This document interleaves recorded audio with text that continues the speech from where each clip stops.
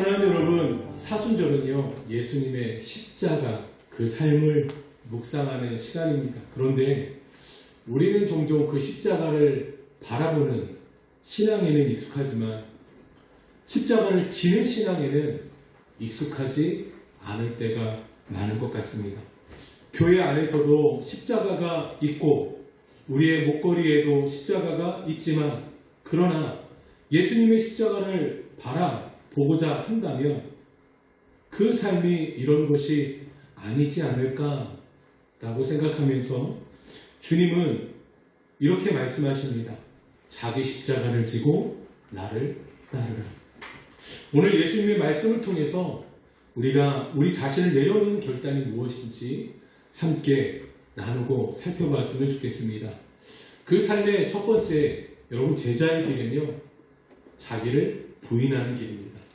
제자의 길은 무엇을 부인하는 길이다? 자기를 부인하는 길이다. 예수님은 제자의 길을 설명하시면서 가장 먼저 이렇게 말씀하십니다. 자기를 부인하고. 자기 부인이란 말씀은요 나 자신을 미워하라는 뜻이 아니에요. 이 말씀은 자기 중심적인 삶을 내려놓으라고 말씀하시는 것이죠. 우리는 대부분 이렇게 살아갑니다. 내 생각대로, 내 뜻과 경험대로, 내 마음과 상황대로, 또 내 계획대로 이루어지기를 바라면서 내 욕심을 붙들고 살아갑니다. 그러나 예수님을 따르는 삶은 이렇게 고백하는 삶이 아닐까요? 주님이 기도하신 것처럼, 말씀하신 것처럼 내 뜻이 아니라 하나님의 뜻이 이루어지기를 원하나이다. 여러분, 그래서 사도 바울도 이렇게 고백합니다.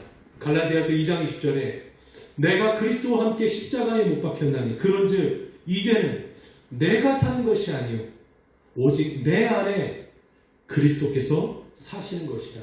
할렐루야. 예수 그리스도를 영접한 사람, 예수 그리스도를 영접한 사람, 그 마음 안에는 누가 사는 것이다? 그리스도께서 내 안에 함께 살아가는 것이다.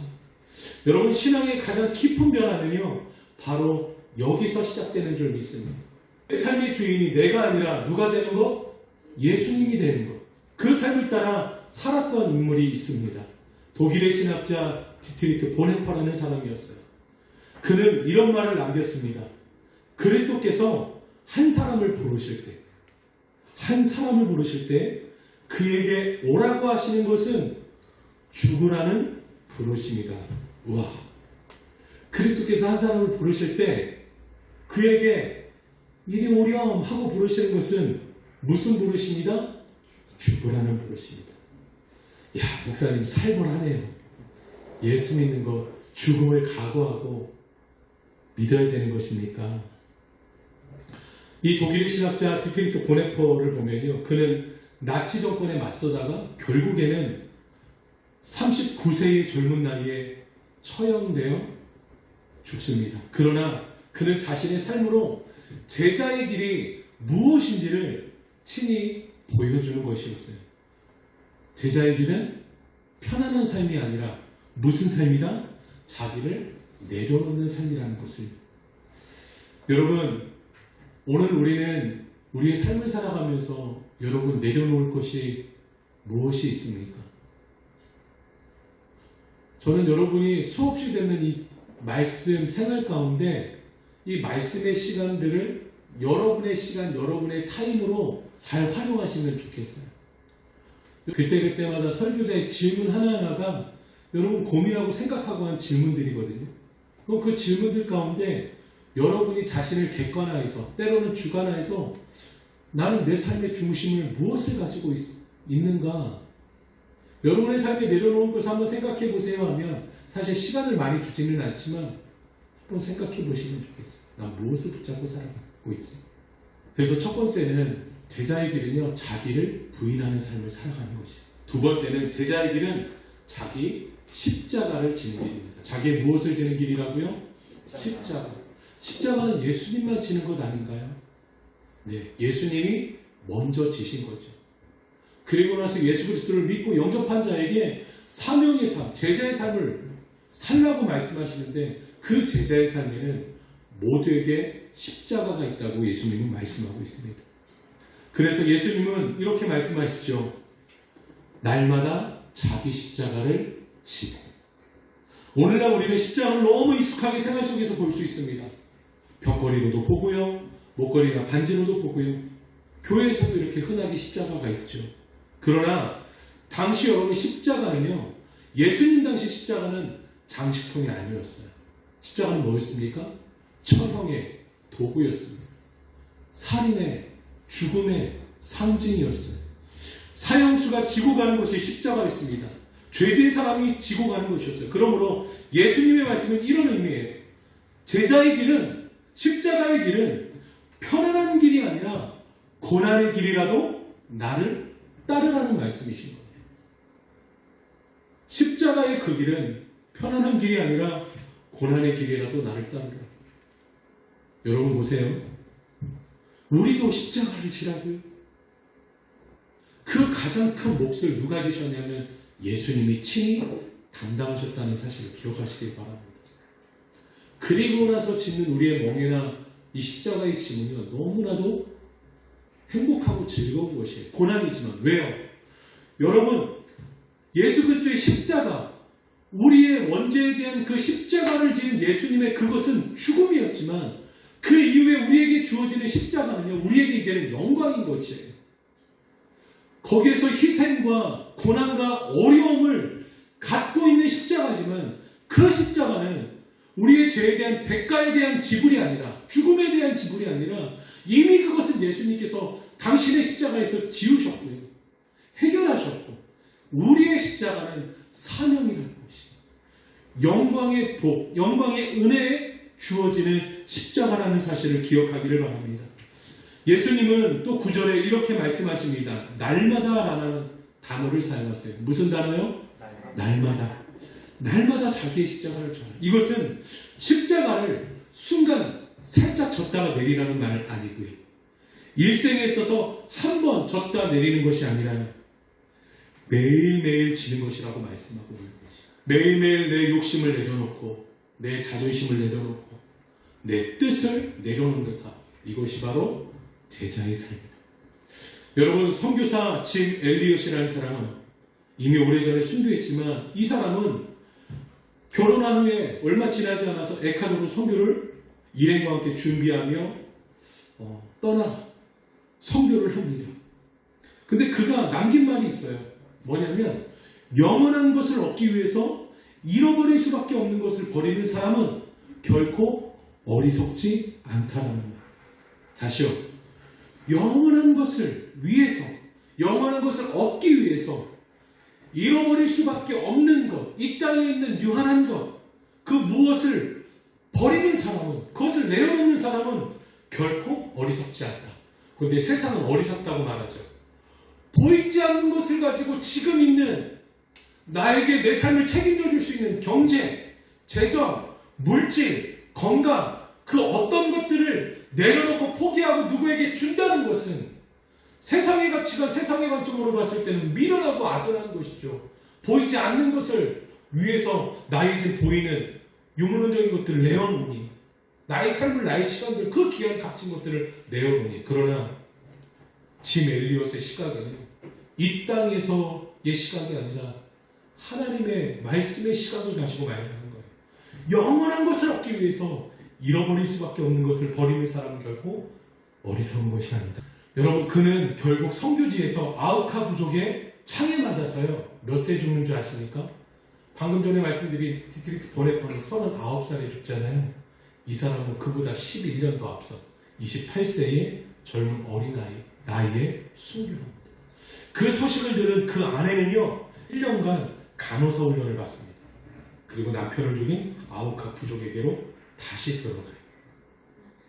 결국 그의 죽음과 아내의 헌신으로 이후에 이 아우카 부족 전체가 복음을 받아들이게 되고 예수를 믿게 됩니다. 더 놀라운 사실은 무엇인지 아십니까?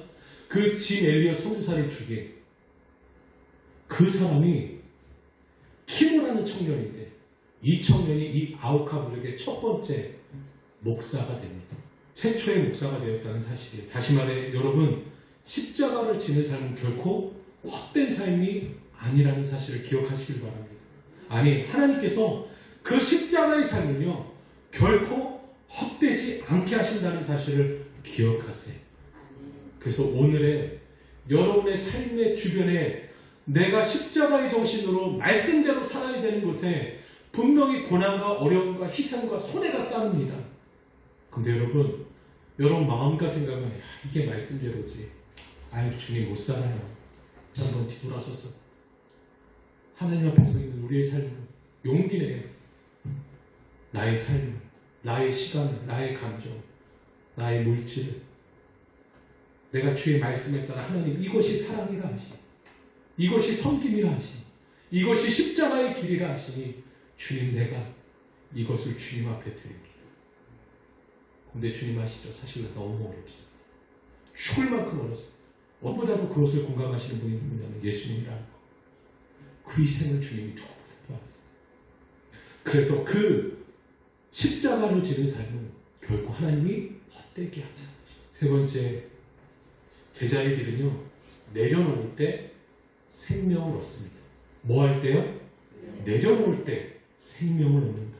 여러분, 저희 딸이 이제 매주마다 주보에 사파를 그려서 넣는데요. 제가 이제 말씀 주제와 본문을 이렇게 보내주니까 하는 말이, 아빠 이순신 장군이 생각나 이래. 우리가 잘 아는 말씀이죠. 누구든지 자기 생명을 구하고자 하면, 살려고 하면 잃을 것이요 죽을 것이요 자기 생명을 잃는 자는 구원으로. 근데 여기 포인트는 뭐냐면요, 나를 위하여 자기 생명을 잃는 자는 구원하리라고 말합니다. 누구를 위하여? 주님을 위하여.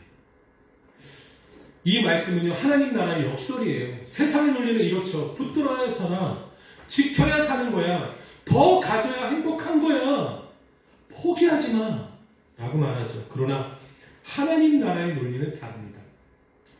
내려놓을 때 얻는다고 말해요. 희생할 때 산다고 말합니다. 죽고자 할 때 산다고 말해요. 오히려 드리고 나눌 때 창풍성을 누린다라고 주님이 말씀하십니다. 그래서 여러분, 저는요, 그런 역설적인 말씀 중에 하나가 뭐냐면 누가복음 6장 30절인가요? 주라 그리하면 후히 주시리라. 나누고 베풀고 줄 때 없죠. 나 먹을 것도 없는데, 내가 줄 것도 없는데, 그러나 줄 때 주님이 주시는 은혜, 그 경험들이 있다는 것이죠. 예수님도 이렇게 말씀하십니다. 요한복음 12장 24절에 한 알의 밀이 땅에 떨어져 죽지 아니하면 한 알 그대로 있고 죽으면 많은 열매를 맺느니라. 여러분, 저를 누구라고 말할 수 없으니까 저를 땅을 파가지고 묻어보세요. 저 살까요? 죽을까요? 저는 죽어요. 근데 여러분, 씨앗은요, 땅에 묻으면 죽으나 어떻게 되나요? 후에 싹이 나고 가지가 자라 풍성한 열매를 맺게 되는 것 아니겠습니까?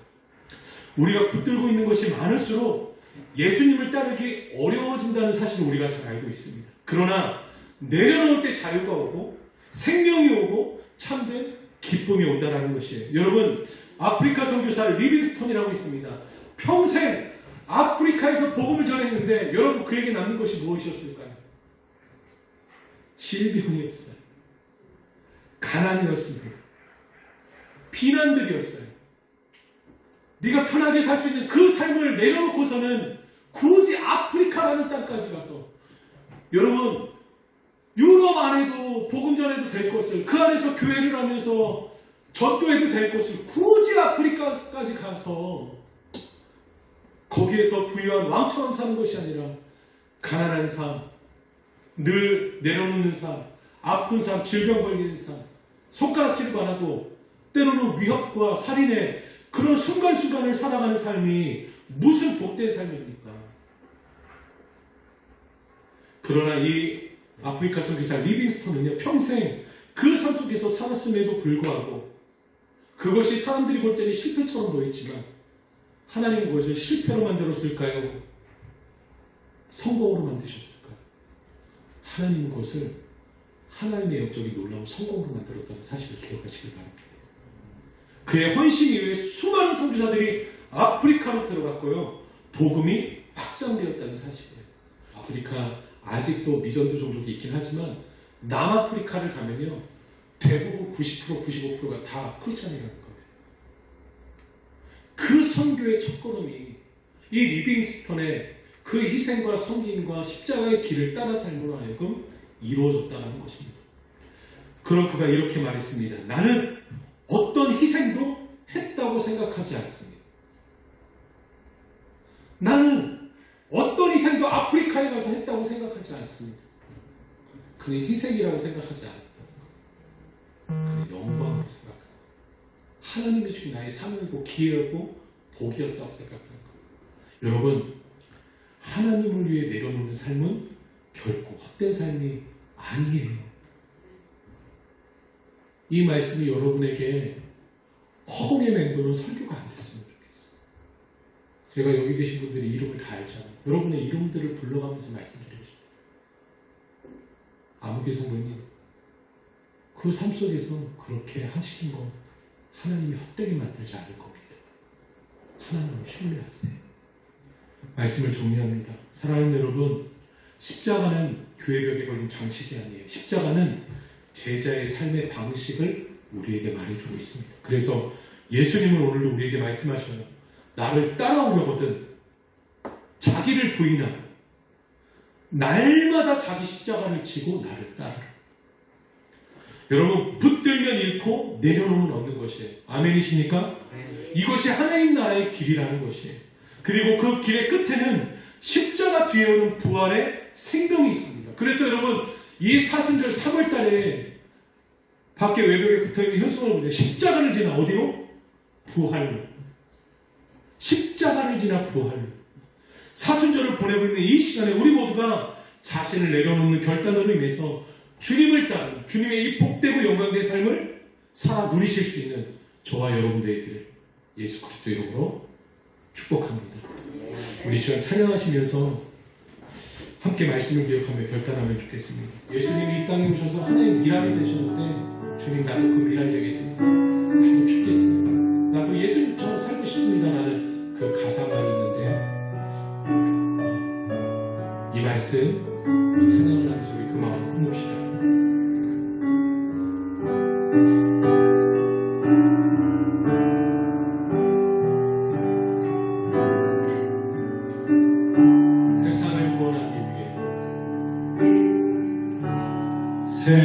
세상을 구원하기 위해 흘려야 할 피가 필요하며 죄인을 대신하기 위해 희생의 제물 필요하시라며 내 생명 제단 위에 드리리 주 영광 위에 사용하소서. 생명이 또 다른 생명 낳고 주님 올 수 있다면 나의 삶과 죽음도 아낌없이 드리리. 죽어야 할 시사를 주의 말씀 믿으며 하나님이 알되어 썩어지리. 예수님처럼 살아가게 하소서. 생명이 또 다른 생각 낳고 주님 올 수 있다면 나의 삶과 죽음도 아낌없이 드리리. 죽어야 할 시사를 주의 말씀 믿으며 하나님이 알되어 썩어지리.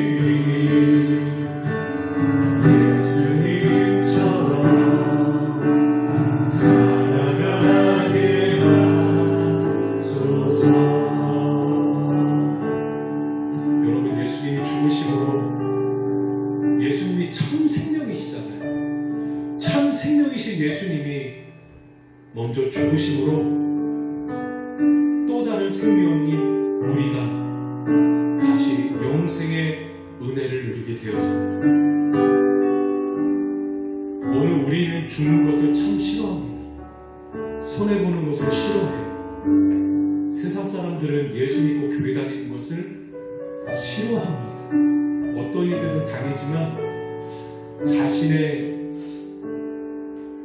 멋진 삶이 하나의 장식품처럼 교회를 다니는 명목만 그리스도인인 사람들이 얼마나 많은지 모릅니다. 근데 여러분, 예수님은 그 품위를 위해서 장식적인 기독교를 생명을 주려고 우리에게 이 땅에 오셔서 죽으신 것이 아니에요. 그 길을 걸어가신 것이 아니십니다. 근데 놀라운 것은 주님은 우리에게 말씀하세요. 자기를 부인하고 날마다 자기의 십자가를 지고 나를 따르라. 그리하면 너는 나의 또 다른 생명이 낳고 나서 풍성한 하나님께 드릴 영광의 열매를 누리게 될 것이고, 그 영광은 너를 통하여 너의 가정과 너의 삶과 너의 자손뿐만 아니라 하나님의 나라에서 영광의 멸류관으로 영원히 주어지게 될 것이라고 약속하십니다. 그래서 여러분, 하나님을 위한 그 희생의 십자가의 길은 이 차원의 복을 넘어서는 것이에요. 우리 시간 함께 주님 앞에 간절히 결단하며 기도할까요? 하나님, 내가 계속 하나님의 그 십자가의 길을 살아야 되는 걸 알면서 불구하고 나를 부인하지 못했습니다. 나를 계속 붙잡으려고 했습니다. 내가 더 소중히 있습니다. 내 가정이 더 소중히 있습니다. 내 삶이, 내 재정이, 내 것이 더 중요했기에 놓을 수 없었는데 주님, 놓으라. 그래야 주님께서 그것을 역사하신다셨사오니 오늘 그 말씀을 붙들고 내가 다시 한번 결단하기를 원합니다. 하나님, 내게 성령을 통하여 힘과 능력과 용기를 더하여 주시옵소서. 믿음을 더하여 주시옵소서. 바로 이 시간부터 내가 그 삶을 주님을 위하여 드리겠나이다. 우리 시간 주님 앞에 그렇게 결단하며 주님 앞에 용기내어 믿음으로 기도하십니다.